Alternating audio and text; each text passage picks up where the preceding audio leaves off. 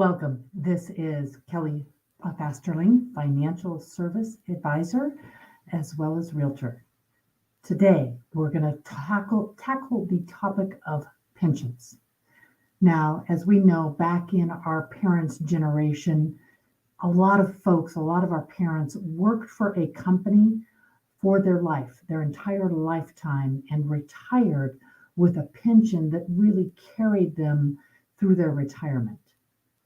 In my generation, back in the 70s, when laws were passed, pensions started to disappear, 401ks started to evolve, and basically we became responsible for our own retirement. Now, we still had Social Security, and I covered that in my last topic, but pensions started to disappear. Now, in my kids' generation, they're just harder and harder to find. They're very rare in the market today, and they're declining rapidly. About a third of the Americans that have retired are retiring with a pension. But going forward today, only about a quarter of Americans are even offered some kind of a pension plan. Back in 1990, there used to be over 100,000 pensions, about 113,000 pensions systems. Today, less than 50,000 pensions are out there. And you see them in the federal space, in the state and local government space. You see some pensions with some companies, but those are really disappearing. Now, when you look in general at the pension payout, if you worked for a company for, let's say, 30 years and you were making about $75,000, based on how they calculated the pension, you might expect about a third to maybe 60% of that final salary as your pension payout. So potentially you could get, let's just call that $75,000. Let's just say you might get, $25,000 to $45,000 guaranteed life payment from your pension. But again, much, much harder to find these days. I'm going to focus the rest of this session very narrowly on the federal pension system, the FERS and the CSRS. Okay, what are they? FERS is the Federal Employee Retirement System. It is a pension that comes from working in federal employ. It was started back in 1984. Now, if you were hired and worked before 1984, not too many folks left, most of them have retired or are retiring, then you may have been on the FERS, CSRS, or FERS offset program. The difference is in the current system since 1984, there's the FERS pension, but you're also putting funds into Social Security. So you really get both pensions, Social Security and FERS. But if you predated that and you were in the CSRS system, then you did not put money into the Social Security system, and you're just getting the CSRS pension. Now, there is a CSRS offset, which is a hybrid, and that's very unique. You had to be hired before 1984, work for 5 years, leave for a year, and then come back when FERS was created. So very few in that category. So since most folks going into federal employ today are going to be going in on FERS, and many that are retiring today are retiring on FERS, let's focus there. The way that federal system works is they take your top 3 consecutive years of employment times your number, and that salary, times your number of years of service times a factor. Okay? Those top 3 consecutive years, they do not have to be your last 3 years of employment. Typically, they are. Typically, our salary goes up and up and up until we retire. But there is a potential that maybe you were working a higher wage job 10 years ago, and you decided to step down and reduce some of the stress and maybe not not work quite as hard, and your top 3 years of income might be from 10 years ago. So that is an opportunity. Okay.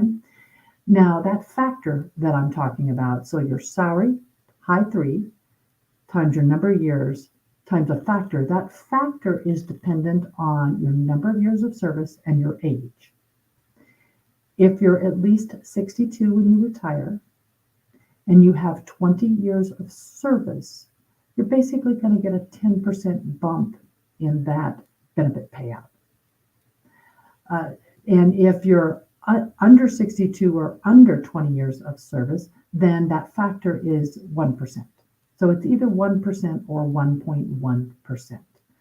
So let me give you an example.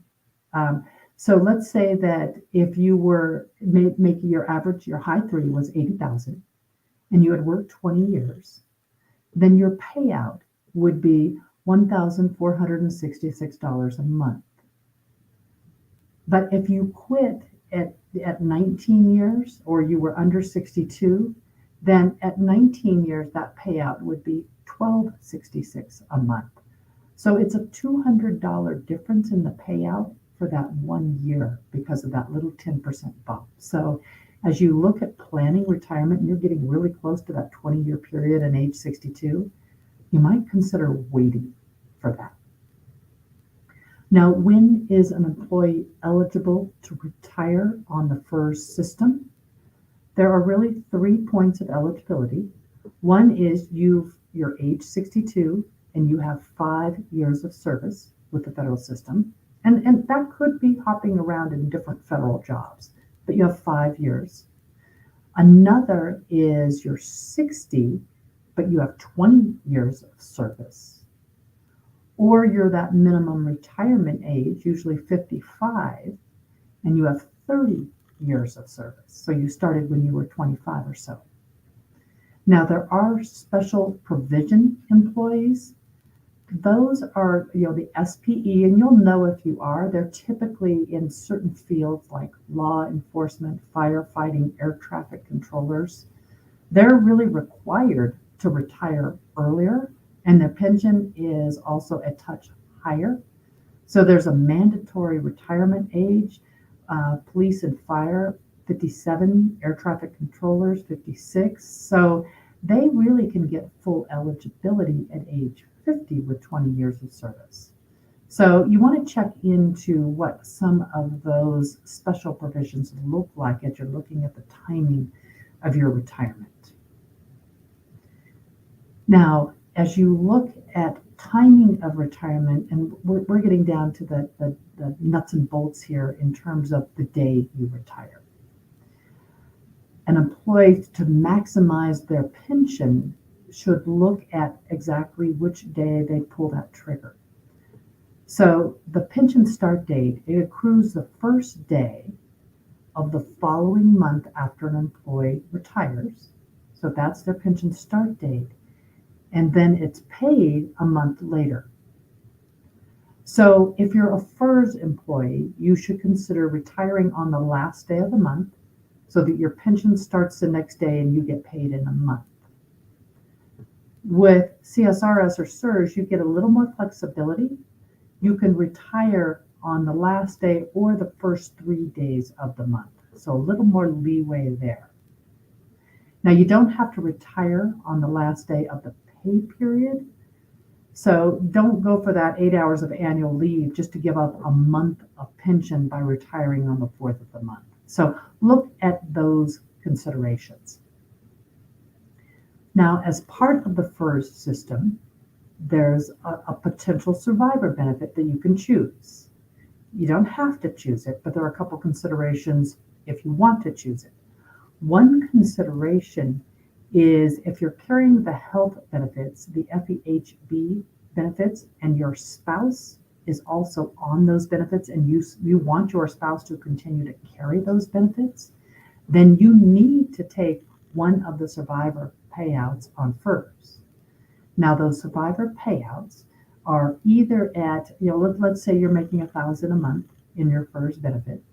So your survivor payout benefits are at either 50% or 25%. What that means is that if you're getting $1,000 a month and you pass, your survivor will either get the $500 a month or the $250 a month. Now, there is a cost associated with turning on those survivor benefits. At that 50% level, the cost is 10% of that payout. So on $1,000, it'd take it down to $900 a month. And at the 25% level, the cost is 5%. So take that 1,000 down to 950.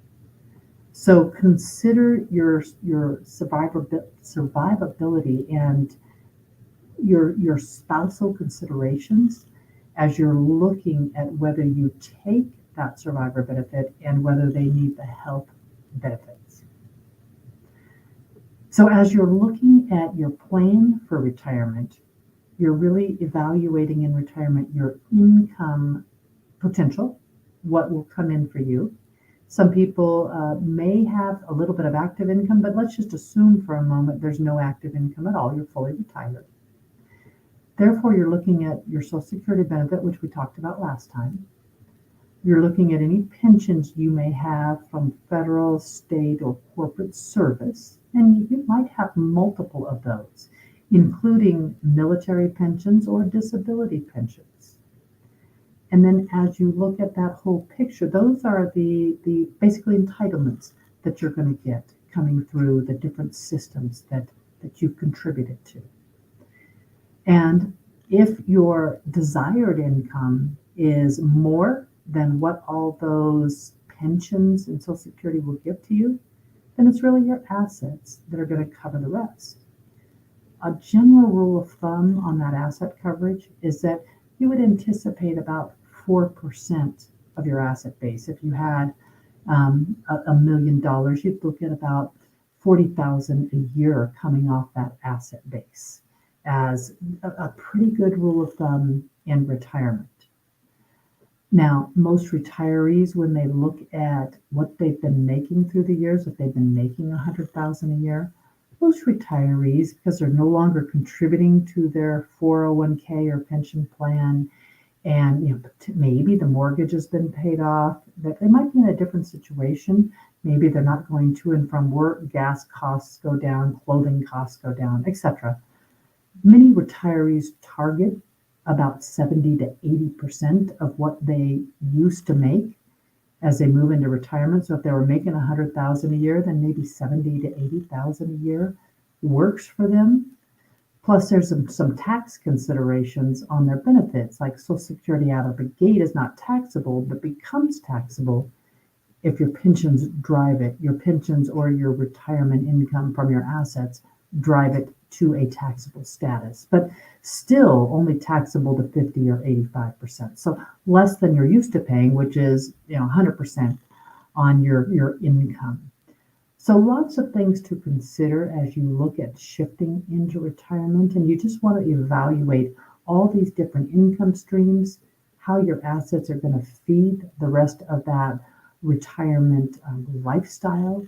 And you want that lifestyle to not only be just covering the bills and surviving, you want that lifestyle to be thriving.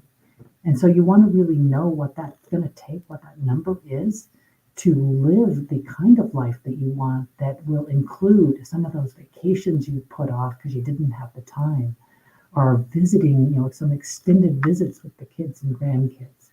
So we'll get more into that later. But that's a good overview of the pension system, and feel free to reach out to me should you have any questions.